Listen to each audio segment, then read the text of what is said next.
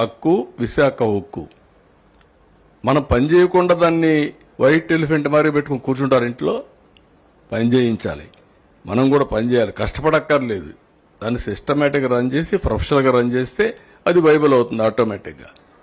కాబట్టి నువ్వు కూడా ఎంతో పైన ఏమి అన్సెటిల్మెంట్ ఉందంట్లో? ఎవరు చెప్పారయ్యా నీకు? ఎవడు చెప్పాడు? బుద్ధి ఉండాలి. ఏం తీసుకోవాలి? ఏం తీసుకుంటారు? 12,000 కోట్లు ఇస్తే ఏం తీసుకుంటారు? నీకు వచ్చి మీ ఇంటికి వచ్చి చెప్పాలా? నేను ప్రైవేటైజ్ చేయనని ఎన్ని గంటలు చెప్పాలి? తమాషాగా ఉంది మీకు. నేను కూడా చూస్తున్నాను కొంతమందిని కావాలని ఏదో కలబెడతానే ఉండాలని కలబెడతా ఉంటారు. వాళ్ళకి ఏం పని లేదు. మొన్న ఇదే మరి నాకు అక్కడ ఒకటి జరిగింది. ఏ ఇండస్ట్రీ రానివ్వకుండా చేస్తే కెమికల్ ఫ్యాక్టరీలో పీడీ కింద పెట్టినాక అన్ని సెట్ అయిపోయినాయి. ఎత్తిపోయి లోపలేస్తే ఇంక డిస్టర్బెన్సీ లేదు, అన్ని ఇండస్ట్రీస్ బాగున్నాయి, రాష్ట్రం కూడా బాగుంది. మీరు కూడా ఇవన్నీ గుర్తుపెట్టుకోవాలి. ఎవరు ఇప్పుడు ఇంతమంది వస్తున్నారా? ఎందుకు వస్తారు ఇక్కడికి? ఈ రాష్ట్రంలో పెట్టుబడులు పెడితే వాళ్ళ డబ్బులు తిరిగి వస్తాయి, వాళ్ళ బిజినెస్ బాగా జరుగుతుంది. రేపటి నుంచి నేను పని చేయను, నాకు డబ్బులు ఇమ్మని అడిగితే ఎవరు చేస్తారా? ఈ రాష్ట్రం కాబట్టి ఇంకొక రాష్ట్రానికి పోతారు. కొంచెం మీరు కూడా కల్చర్ ఒకటి ఇంపార్టెంట్ గుర్తుపెట్టుకోవాలి అందరం. విశాఖపట్నానికి ఎందుకు వస్తున్నారంటే గుడ్ పీపుల్ కాబట్టి ఇక్కడ ఎక్కువ వస్తున్నారు. ఒక ఊర్లో ఒక రౌడీ ఉంటే ఆ ఊరికి బోరు.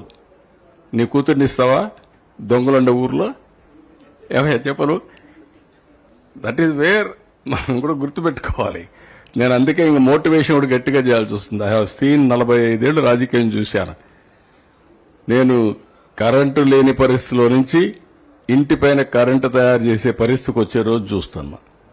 మనం కూడా ఇవన్నీ ఉపయోగించుకోకుండా అడగమన్నారు కాబట్టి అడ్డుదండగా అడుగుతానే ఉంటాం. అది ఇది అనేది వదిలేయాలి. మీరు కూడా ప్రాక్టికల్గా అడగాలి. అందరం కూడా జాగ్రత్తగా. మనం ఇంత సక్సెస్ అయిన తర్వాత అక్కడ ఎవరో ఒకరు ఎవరు చెప్పారు, ఎవరు చెప్పలేదు. చెప్పకపోతే దాన్ని ఒక ఇష్యూ చేయాలని ఒక సీడ్ ఒకటి వేస్తావు. ఆ సీడ్ వేసేది మానేయాలి. ఫ్రీ ఎక్కడుందా నీకు? 12,000 కోట్లు పెడితే కనీసం నీకు కూడా, నువ్వు చదువుకున్నాడువే కదా, నీకు మామూలు వాళ్ళకి గుర్తు ఇదేంటి? కాబట్టి ఎవరైనా సరే మీ అందరూ అడుగుతున్న ఒకటే మాట, 12,000 కోట్లు పెట్టారా లేదా? బికాస్ ఆఫ్ గవర్నమెంట్ అవునా కాదా? అది డబ్బులు అవునా కాదా? నేను వాటర్ ఛార్జెస్ అని ఫర్గోయానా లేదా? కరెంటు ఛార్జ్ పోయినా లేదా?